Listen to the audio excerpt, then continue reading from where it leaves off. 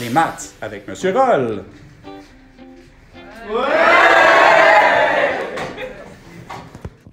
Nous allons voir comment faire la résolution d'équations sinusoïdales. En fait, une équation sinusoïdale, c'est autant une équation sinus qu'une équation cosinus. Se traite grosso modo de la même manière. Donc, on va y aller avec un exemple. Ici, détermine les zéros de la fonction sin de x. On part avec un exemple de base. D'ailleurs, on a la fonction de base sin de x. Les zéros, donc, ça veut dire que le y vaut 0.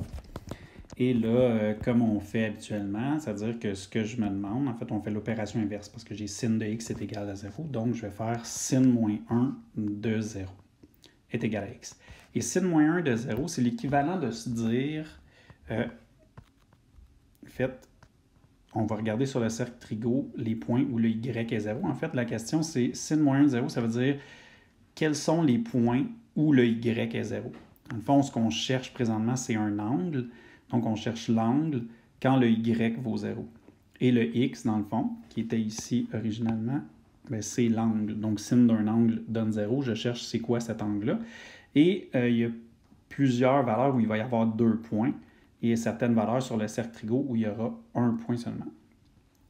Donc, le sinus a une seule valeur à 1 et moins 1. Même chose pour le cosinus. Pour les autres valeurs, donc, il a deux angles différents où ça donne ça. Donc là, si on regarde notre sinus, c'est le y qui vaut 0 sur le cercle. Tu peux regarder ton cercle que tu as à la maison. Et en fait, tu vas remarquer que c'est à 0 et à pi. Donc, si on refait, ici, je vais refaire un petit cercle temporaire. Et dans le fond, les points qui sont ici et ici, c'est les angles où je peux retrouver mon y de 0 parce que le plan cartésien se trouve comme ceci. Et donc, le y ici et ici vaut 0. Une fois qu'on a fait ça, on sait que la période d'une fonction sinus, c'est 2π. Ça veut dire que ces deux valeurs-là, 0 et pi, reviennent à l'infini. Donc, sur les vagues, ça revient à plusieurs fois à chaque tour, donc chaque angle plus loin. Et ce qui fait que dans ma fonction, je vais avoir f de x est égal à 0 pour x appartient à, premièrement, le premier 0, c'est 0, plus la période fois n, parce que je pars du 0, le prochain est 2π plus loin, 2π plus loin, ou 2π avant, 2π avant. Et le deuxième est à pi. Et à partir de là, même chose, on va ajouter la période fois n. Donc, 0 plus 2π fois n, ça fait 2π fois n. Et pi plus 2π fois n, ça va rester 2π fois n. Ce type de réponse-là, c'est une réponse abrégée. C'est celle que nous, on va utiliser. Donc, en fait, c'est la valeur de ton 0, ou en fait, de ce que tu cherches, la valeur ici, plus la période fois n. Et ici, j'ai le deuxième 0 qui est là, plus la période fois n, et le n est un entier, même procédé que quand on a vu domaine, codomaine, etc. Donc, on a déjà vu le concept. Ça, c'est un exemple de base. On va faire un exemple un petit peu plus compliqué ici. En fait, un exemple réel avec une fonction. Donc, j'ai soit f de x est égal à 2 sin de pi sur 2 fois x moins 2 plus racine de 3. Détermine les valeurs de x telles que f de x est égal à 2 racine de 3. Donc, première chose, je remplace mon f de x par 2 racines de 3. Je le mets égal à ça. Il faut que j'isole. En fait, ce qu'on veut isoler, c'est le sin avec tout ce qu'il y a dedans. Donc, sin avec tout ceci. C'est ce qu'on va appeler, mettons, ce que j'encadre présentement. C'est comme le bloc fonction. Donc, on veut isoler le bloc fonction. Première chose, je fais moins racine de 3. 2 racines de 3 moins racine de 3, ça devient racine de 3. C'est comme 2 patates moins une patate. Donc, 2 patates moins une patate. J'imagine que tu sais calculer. Et maintenant, je vais diviser par 2. Et je retrouve racine de 3 sur 2. Bon, dans ton cercle trigo, je refais un cercle ici parce que je ne l'ai pas sur le fichier présentement. On s'entend, les axes sont comme ça et comme ça. C'est pas beau. Le racine de 3 sur 2, tu vas aller regarder quel point un y de racine de 3 sur 2. Il y en a deux, il y en a un qui est de ce côté-là et il y en a un qui est de l'autre côté. Okay? Et c'est ce qu'on va chercher tantôt. Mais avant de faire ça, c'est ça la question. En fait, sin de quelque chose est égal à racine de 3 sur 2. Mais pour se simplifier la vie, en fait, on va faire ceci. Bon, c'est une nouveauté. Si on pose une variable temporaire, c'est beaucoup utilisé en maths. Tu vas continuer à faire des maths plus tard si tu en fais. Donc, c'est pour simplifier la charge d'écriture. Donc, je pose θ. θ, c'est une variable temporaire. Et θ, je dis que ça vaut pi sur 2, x moins 2. C'est moi qui choisis ça. Donc, je choisis de mettre une nouvelle variable qui s'appelle θ. Tu vas voir pourquoi. Parce que ça va nous simplifier l'écriture. C'est-à-dire que ce que je viens de te dire, j'ai sin de un certain angle est égal à racine de 3 sur 2. Donc, dans mon cercle, je vais aller chercher les angles où le y vaut racine de 3 sur 2. Bon, en écriture, il faut que j'écrive mon sin moins 1 de cette valeur-là qui est égale à mon angle, parce que c'est l'angle que je cherche. Et là, il y a deux angles possibles. Si tu vas regarder sur ton cercle, tu peux faire pause, regarder sur ton cercle trigonométrique pour trouver les deux angles et refaire pli après. Donc, si tu as bien regardé tes angles, ici, comme je l'ai dit, c'est tu regardes sur le cercle trigo les points où le y est racine de 3 sur 2, et ça nous donne deux angles. Donc, tu aurais dû obtenir pi sur 3 et 2 pi sur 3. C'est les deux places sur ton cercle trigonométrique où le y vaut racine de 3 sur 2. Et ça, par contre, ce n'est pas mon θ. En fait, ce n'est pas mon x, c'est θ. Et θ, il vaut ceci que j'ai posé temporairement. Donc, je vais simplement remettre à la place de θ ce qu'il vaut. θ vaut pi sur 2, x moins 2, pi sur 2, x moins 2. J'ai mis un petit x1, x2 juste pour différencier les deux valeurs que je vais aller chercher. Une fois que c'est fait, il nous reste à isoler, dans le fond, le x. Bon, première chose, multiplier par 2 sur pi, qui est l'inverse de pi sur 2 ici, parce que si je fais fois 2 sur pi de ce côté-là, ça va se simplifier. Et de l'autre côté, bien, ça fait ce qui est déjà là. Et une fois que c'est fait, ça me donne, le pi se simplifie, ça fait 2 tiers. Okay. Et ça fait 2 tiers. Je peux envoyer le moins 2 de l'autre côté, ça va devenir plus 2. Donc, j'ai 2 tiers plus 2. Pour additionner des tiers avec un 2, il faut le mettre au même dénominateur. Donc, je le multiplie par un 1 camouflage, 3 sur 3. Et ça va devenir 2 tiers plus 6 tiers. Et 2 tiers plus 6 tiers, ça fait 8 tiers. Je vais faire la même chose avec la deuxième valeur de x, qui était 2 pi sur 3. Les pi se simplifient. Je multiplie par 3 demi pour avoir le même dénominateur une fois que j'ai fait le plus 2 de l'autre côté. Et ça donne 10 tiers. Donc, c'est mes deux valeurs de x.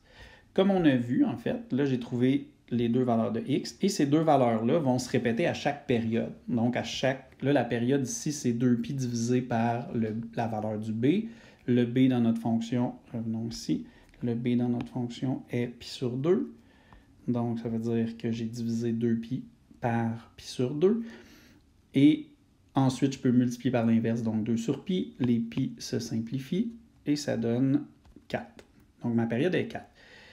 Mes x sont les suivants. 8 tiers, plus la période fois n, virgule, 10 tiers, plus la période fois n, tel que n appartient aux entiers. Donc, ma réponse finale de ceci, ça, c'est toutes les valeurs où la fonction vaut 2 racines de 3.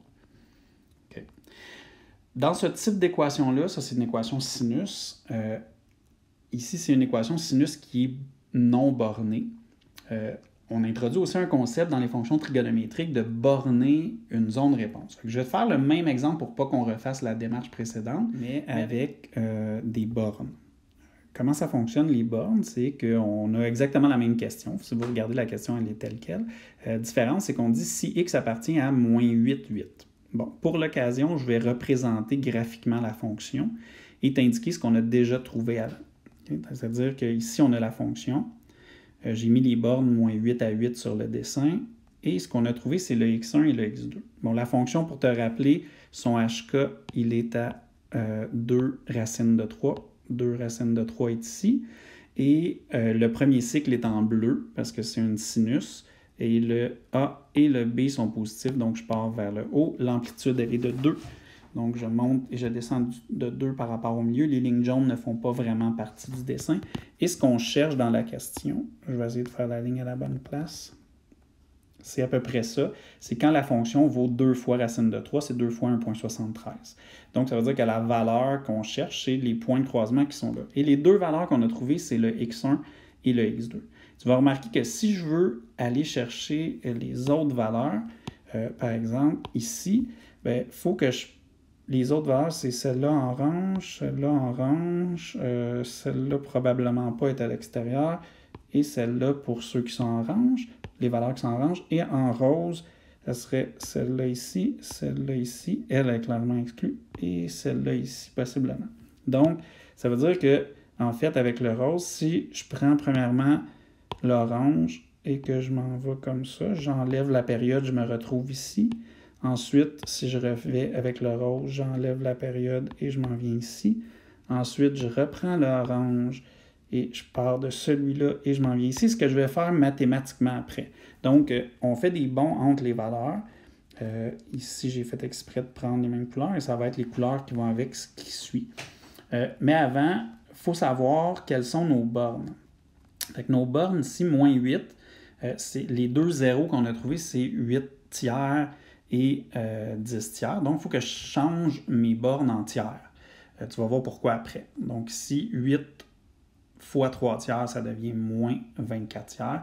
Et évidemment, l'autre 8, qui est l'autre borne, va être 24 tiers. Deuxième chose, il me faut aussi la période de la fonction. Et la période de la fonction va me donner, ce qui était 4, va me donner 12 tiers. Et là, une fois qu'on a ça, ça va nous permettre d'aller chercher quelles sont les valeurs entre mes bornes qui sont ici.